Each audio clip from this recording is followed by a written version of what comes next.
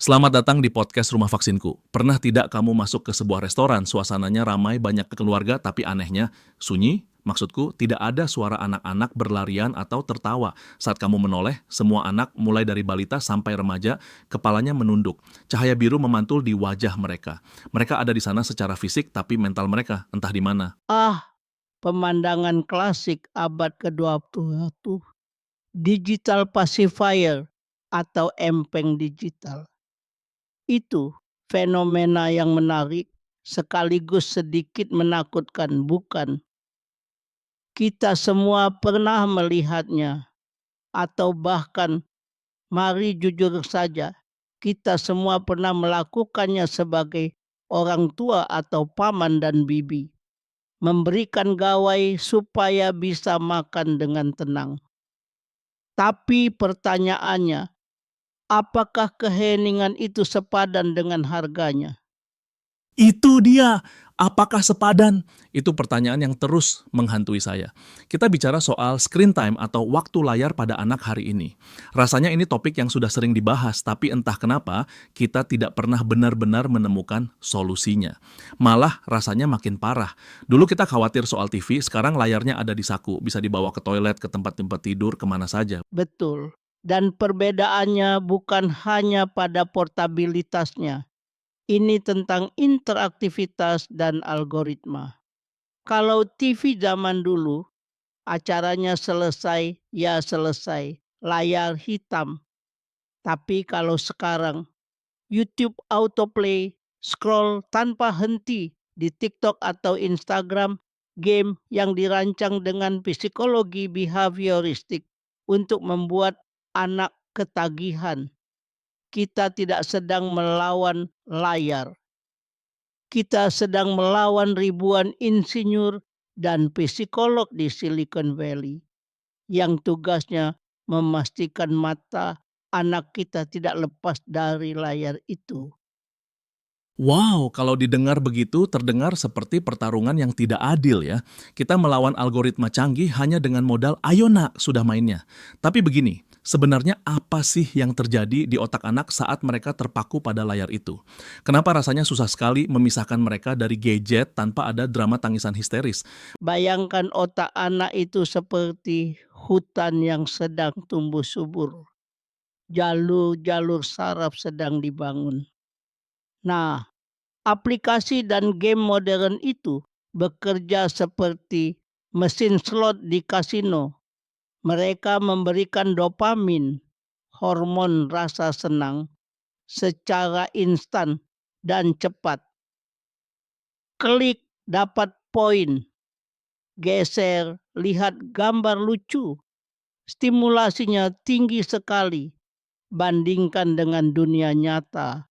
Membangun balok Lego itu butuh usaha, butuh kesabaran, dan hadiahnya lama. Jadi ketika kamu mengambil gadget itu, kamu tidak hanya mengambil mainan, kamu memutus aliran dopamin instan mereka.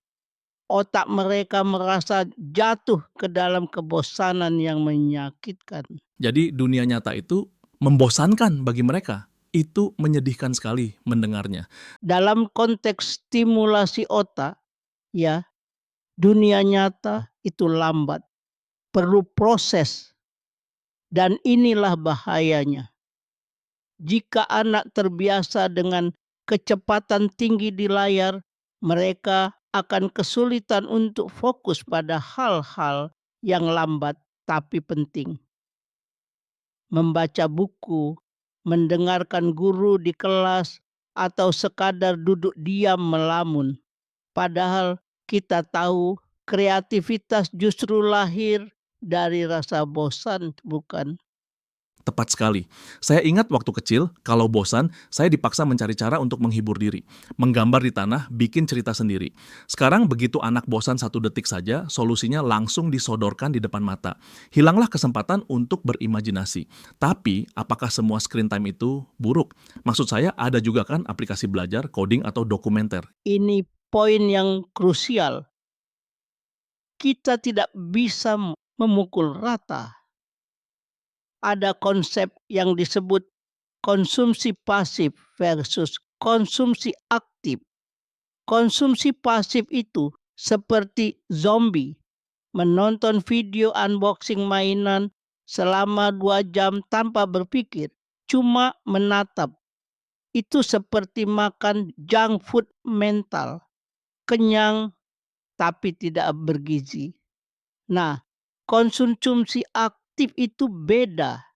Misalnya anak menggunakan tablet untuk menggambar digital, belajar bahasa asing, atau mengedit video. Di situ otak mereka bekerja, mereka menciptakan sesuatu, bukan cuma menelan informasi. Oke, jadi kuncinya ada pada menciptakan versus mensekem. Tapi mari kita bicara realita. Banyak orang tua yang bekerja, lelah, pulang ke rumah energi sudah habis. Memberikan gadget adalah jalan pintas supaya rumah tenang. Bagaimana kita menyeimbangkan idealisme ini dengan kenyataan hidup yang keras? Saya sangat paham. Rasa bersalah orang tua itu nyata. Kita tidak perlu menjadi puritan yang anti teknologi sama sekali. Itu tidak realistis di tahun 2024. Kuncinya adalah diet digital. Sama seperti makanan. Boleh makan coklat, tapi tidak untuk sarapan, makan siang, dan makan malam, kan? Kita perlu menetapkan zona bebas layar. Misalnya, tidak ada layar saat makan. Titik. Tidak ada layar 1 jam sebelum tidur. Zona bebas layar saat makan itu tantangan besar loh. Tapi saya setuju, itu momen dimana kita seharusnya bicara, melihat wajah satu sama lain. Ngomong bang soal melihat wajah, saya pernah baca bahwa screen time berlebihan bisa menggerus empati anak. Apakah itu benar?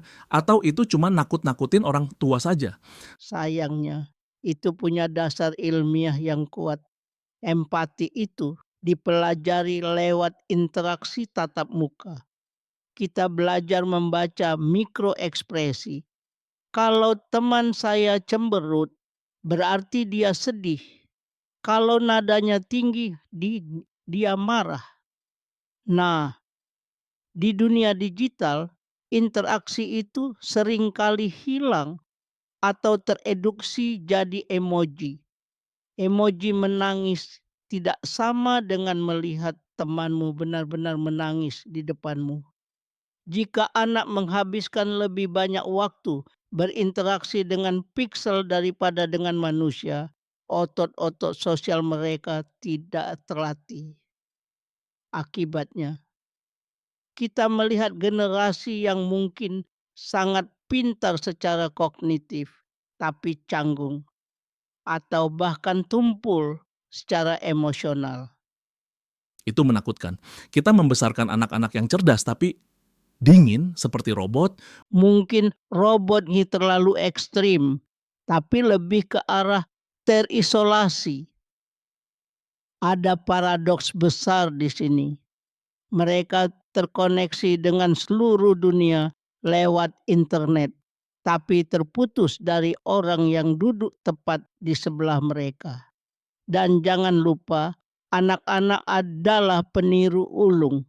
Kita menyuruh mereka lepas gadget, tapi saat kita bicara dengan mereka, mata kita sendiri melirik notifikasi WhatsApp di HP kita. Apa pesan yang mereka tangkap? Aduh, itu tertampar sekali rasanya. Letakkan HP-mu nak, kata ayahnya sambil scrolling Instagram. Hipokrit ya kita ini.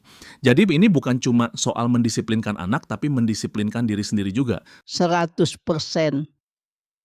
Kita adalah pilotnya. Kalau pilotnya panik atau tidak fokus, penumpangnya, yaitu anak-anak, juga akan kacau. Kita harus mencontohkan bahwa gadget itu alat, bukan majikan. Alat itu dipakai saat butuh, lalu diletakkan. Bukan sesuatu yang menempel di tangan 24 jam. Kamu tahu, ada satu eksperimen menarik. Ketika orang tua benar-benar menyingkirkan HP mereka dan mengajak anak bermain fisik, bergulat, lari-larian, main board game, anak-anak hampir selalu memilih interaksi itu daripada layar.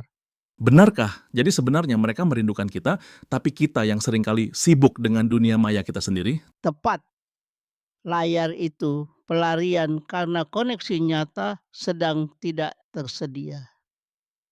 Anak-anak mendambakan koneksi, tatapan mata, dan sentuhan fisik. Dopamin dari pelukan orang tua atau tawa bersama itu jauh lebih sehat dan tahan lama daripada dopamin dari like di media sosial. Masalahnya, kita seringkali terlalu lelah untuk memulainya. Ini membawa kita ke pertanyaan yang lebih filosofis. Jika tren ini berlanjut, di mana anak-anak menghabiskan 8, 10, 12 jam sehari di dunia virtual, apa dampaknya bagi masa depan kemanusiaan kita? Apakah kita akan melihat pergeseran fundamental dalam cara manusia berpikir dan merasa? Kita sedang berada di persimpangan jalan evolusi budaya. Ada risiko kita kehilangan kemampuan untuk deep work atau berpikir mendalam. Kemampuan untuk membaca buku tebal, merenungkan argumen kompleks, atau sekadar duduk diam dengan pikiran sendiri. Itu adalah skill yang terancam punah. Generasi mendatang mungkin akan sangat cepat memproses informasi. Multitasking luar biasa, tapi kehilangan kedalaman. Mereka tahu banyak hal, tapi hanya permukaannya saja. Cibel but not wise. Berpengetahuan tapi tidak bijaksana. Itu frasa yang kuat dan mungkin juga rentan terhadap manipulasi karena kalau kita tidak bisa berpikir mendalam, kita mudah digiring oleh opini singkat atau hoax. Betul. Rentang perhatian yang pendek adalah musuh dari demokrasi dan pemikiran kritis.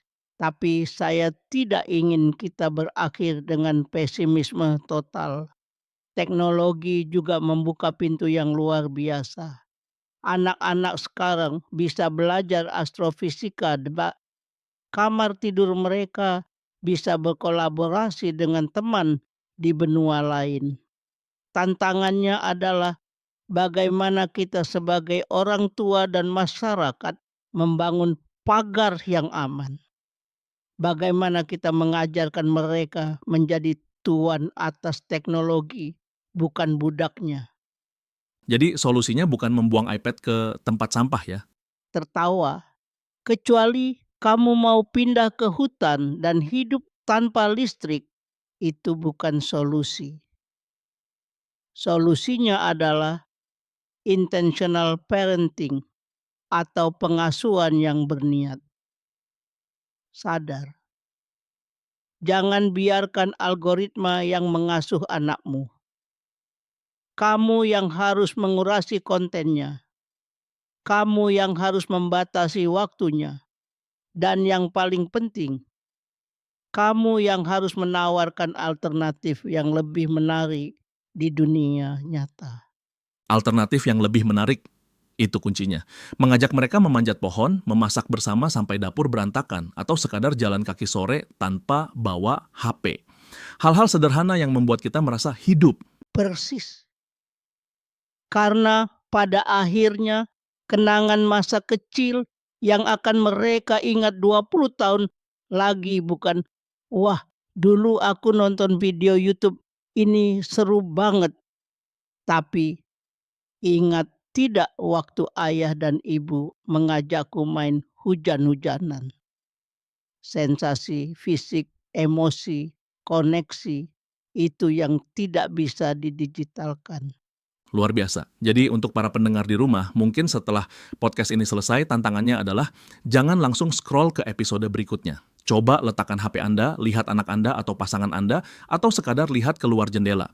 Ingat kembali bahwa dunia nyata punya resolusi yang jauh lebih tinggi daripada layar 4K manapun. Dan jangan lupa, kebosanan itu bukan musuh. Biarkan anakmu bosan sesekali. Siapa tahu dari rasa bosan itu lahir ide yang akan mengubah dunia atau setidaknya mengubah sore mereka menjadi petualangan yang seru. Terima kasih banyak untuk diskusi yang membangunkan ini. Rasanya saya harus segera pulang dan mengajak anak saya main bola, meskipun punggung saya mungkin akan encok besoknya. Tertawa, itu encok yang sepadan. Sama-sama senang bisa berbagi perspektif. Sampai jumpa di episode berikutnya. Tetaplah sadar, tetaplah hadir, dan jadilah manusia, bukan user. Selamat beraktivitas.